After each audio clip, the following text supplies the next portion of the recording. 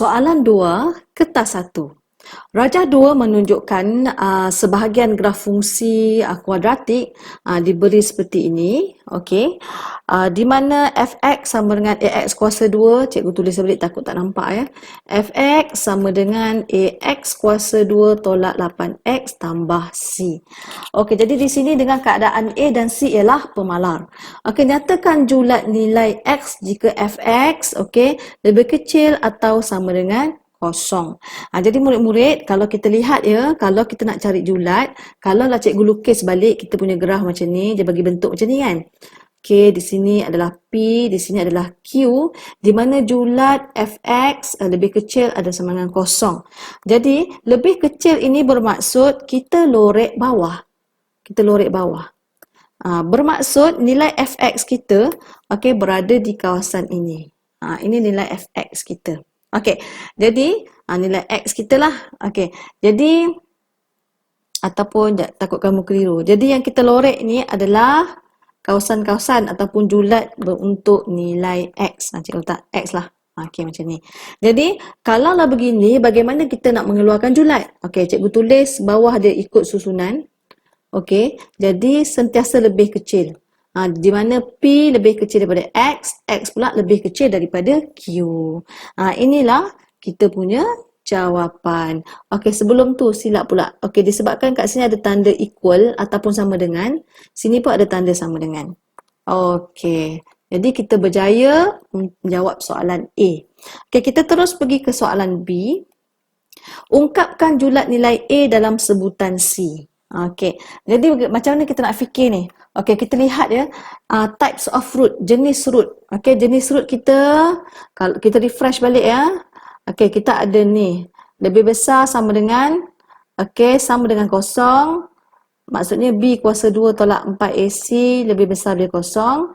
B kuasa 2 tolak 4AC sama dengan kosong, di mana dia memotong paksi X pada satu titik. Ini dia potong paksi X pada 2 titik, ini 1 titik. Dan tidak memotong paksi X, di mana B kuasa 2 tolak 4AC lebih kecil daripada kosong. Jadi bila kita nak membandingkan graf yang diberi, dia jenis memotong paksi X pada 2 titik. Jadi kita menggunakan rumus B kuasa 2 tolak 4AC lebih besar sama dengan kosong. Jadi di sini murid-murid, kita pun menggunakan rumus B kuasa 2 tolak 4AC lebih besar daripada kosong. Jadi jangan lupa ini kita punya A, B dan C. Macam tu. Jadi kita masukkan negatif 8 kuasa 2 tolak 4AC. Lebih besar daripada kosong. 64 tolak 4AC lebih besar daripada kosong. Disebabkan kita nak ungkapkan julat A. Kita nak julat A dalam sebutan C.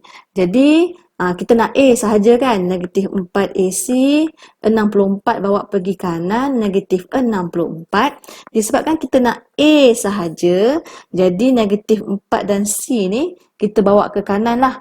Jadi, disebabkan kita nak memisahkan nombor yang bernegatif, jangan lupa tanda berubah, A kekal, negatif 64 per negatif 4C.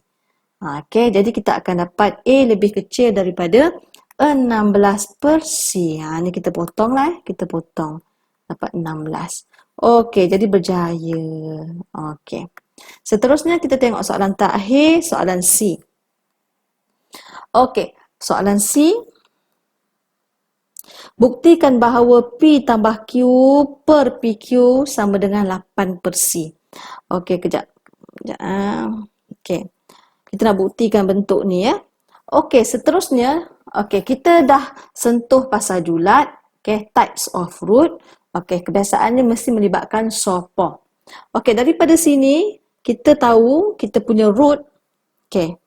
Root kita adalah P dan Q, punca kita. Jadi daripada root kita boleh buat SAW. SAW adalah hasil tambah punca, di mana P tambah Q. Dan kita boleh buat POR, product of root. Product of root adalah hasil darab punca. Jadi PQ. Jadi seterusnya. Daripada persamaan pula. Daripada persamaan pula, di mana Fx sama dengan Ax kuasa 2 tolak 8x tambah C. Kita boleh keluarkan juga SAW.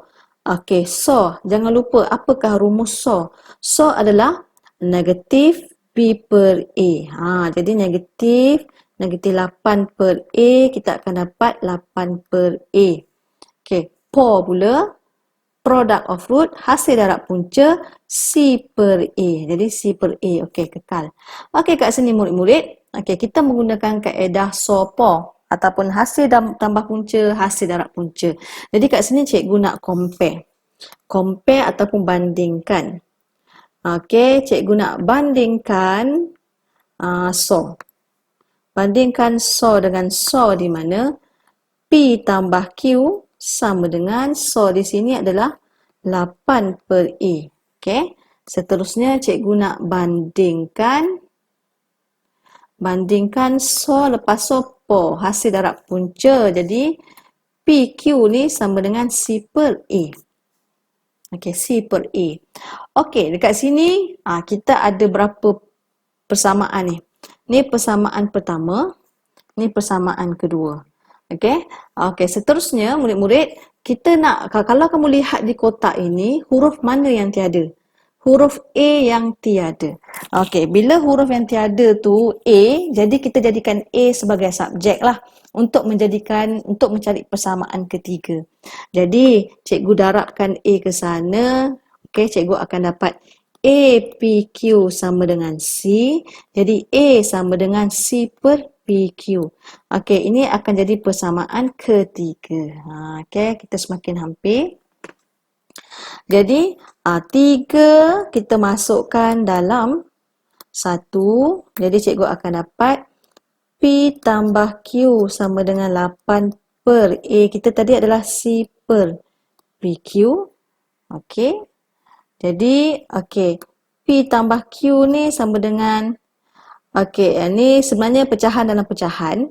Okey, sebenarnya cikgu buat working step panjang supaya kamu jangan takut dengan pecahan di dalam pecahan. Ini sebenarnya bahagi. Per tu sebenarnya bahagi, maksudnya bahagi C per PQ. Okey, bahagi ni apabila kita ubah kepada darab, okey, dia akan jadi reciprocal ni, terbalik macam ni. Macam ni. Okey, jadi cikgu bawa pergi sini.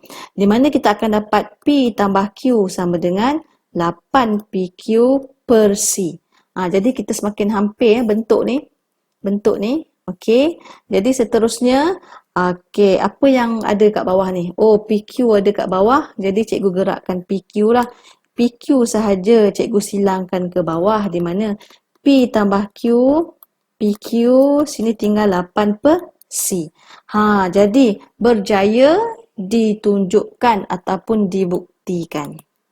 Okey, berjaya dibuktikan. Ye, selesai. Tengok ini working step dia. Okey, bye bye.